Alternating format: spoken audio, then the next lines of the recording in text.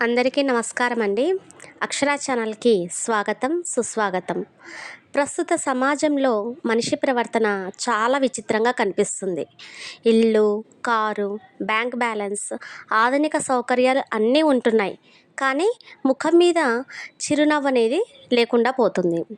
ఏదో తెలియని నిరాశ, నిర్లిప్తత, అశాంతి, అలజడి, అసౌకర్యం అన్నీ ఉంటున్నాయి కాదంటారా?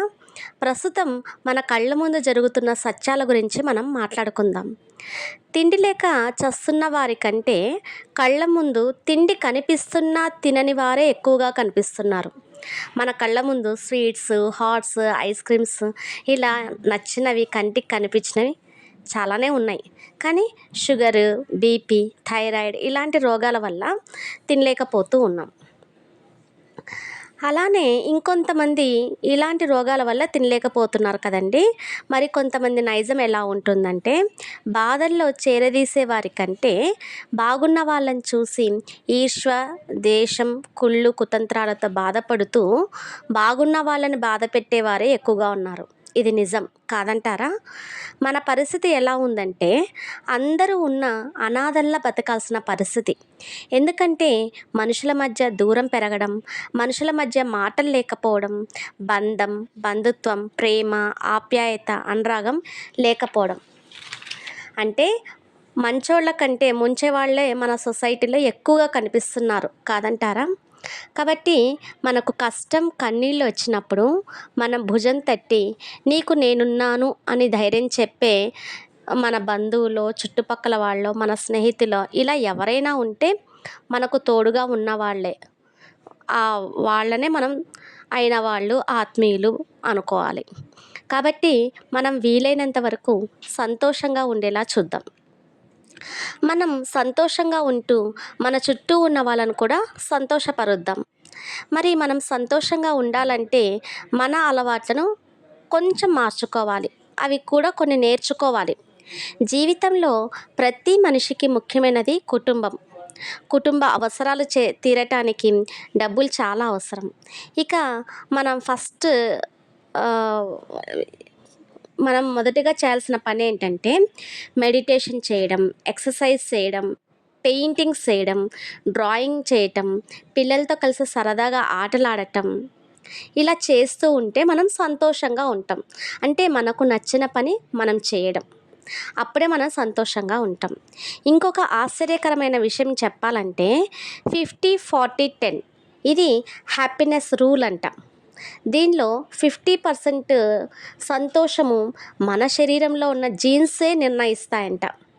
మిగిలిన 40% మన మానసిక స్థితిని బట్టి, మనం ఏ దశలో ఉన్నాం అనే దాన్ని బట్టి డిసైడ్ అవుతుందంట.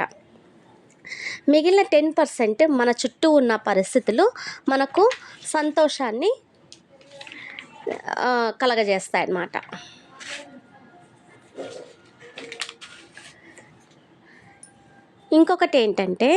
ఇంకొక ఇంపార్టెంట్ విషయం ఏం చెప్పాలంటే, మన సంతోషం ఎప్పుడు ఒకేలా ఉండదండి. వయసు పరంగా మారుతూ ఉంటుంది. మనం బాల్యంగా ఉన్నప్పుడు, యువకులుగా అంటే యంగ్ ఏజ్‌లో ఉన్నప్పుడు మనం చాలా సంతోషంగా ఉంటాం. ఎందుకంటే అప్పుడు మన మీద ఎటువంటి బరువు, బాధ్యతలనేవి ఏవీ ఉండవు. కాబట్టి మనం చాలా సంతోషంగా ఉంటాం, పీస్‌ఫుల్‌గా ఉంటాం. అదే ఒక మధ్య వయసులో ఉన్న వాళ్ళ గురించి చెప్పాలంటే, కుటుంబం భారం మన మీదే పడుతుంది. అది భారం కాదండి, బాధ్యత కూడా. కాదంటారా? సంసారము, భార్య, పిల్లలు, వాళ్ళ చదువులు, వాళ్ళను ఉన్నత స్థాయిలో ఉంచటం, వారికి పెళ్ళిళ్ళు చేయటం. ఈ వయసులో ప్రతి ఒక్కరు బాగా స్ట్రెస్‌గా ఫీల్ అవుతూ ఉంటారు. ఈ సమయంలో హ్యాపీనెస్ గ్రాఫ్ అనేది పడిపోతుంది. తర్వాత మళ్ళీ బాధ్యతలన్నీ పూర్తయ్యాక హ్యాపీనెస్ అనేది మళ్ళీ మొదలవుతుంది. మనవళ్ళు, మనవరాళ్ళతో సంతోషంగా గడపటం, వాళ్ళతో అనుబంధాన్ని పెంచుకోవడం, అనుబంధాన్ని పంచుకోవడం. దీన్నే పాజిటివ్ ఏజింగ్ అంటారు. ఈ మాట సైకాలజిస్టు చెప్పినటువంటి మాట. అంటే మన హ్యాపీనెస్ యూ షేప్‌లో ఉంటుందట. స్నేహితులతో, కుటుంబాలతో అనురాగంతో, ఆప్యాయతతో ఉండటం ఎంతో అవసరం. అదే సంతోషానికి రాచమార్గం. ఇంకా మనం ఎలా ఉండాలి అంటే, మాట్లాడడం అనేది నెమ్మదిగా మాట్లాడాలి. ఏ పనైనా సరే చాలా ప్రశాంతంగా చేసుకుంటూ వెళ్ళిపోవాలి. ఇంకా కాన్సంట్రేషన్తో చేయాలి ఆ పని. అప్పుడే మనం సజావుగా ఆ పని అనేది సాగుతుంది. ఏదైనా ఖర్చు చేసేటప్పుడు ఆలోచించి ఖర్చు పెట్టాలి. ఇది పెట్టాలా? దీనికి అవసరమా? లేదా? అని ఇలాంటి విషయాలు క్షుణ్ణంగా తెలుసుకొని ఖర్చు పెట్టాలి. అంటే తెలివిగా ఖర్చు పెట్టాలి. అలా ఉన్నప్పుడే మన జీవితం చాలా ప్రశాంతంగా ఉంటుంది. ఏమంటారు? ఈ కంటెంట్ మీకు నచ్చినట్టయితే లైక్ చేయండి, షేర్ చేయండి, సబ్స్క్రైబ్ చేయండి ఫ్రెండ్స్.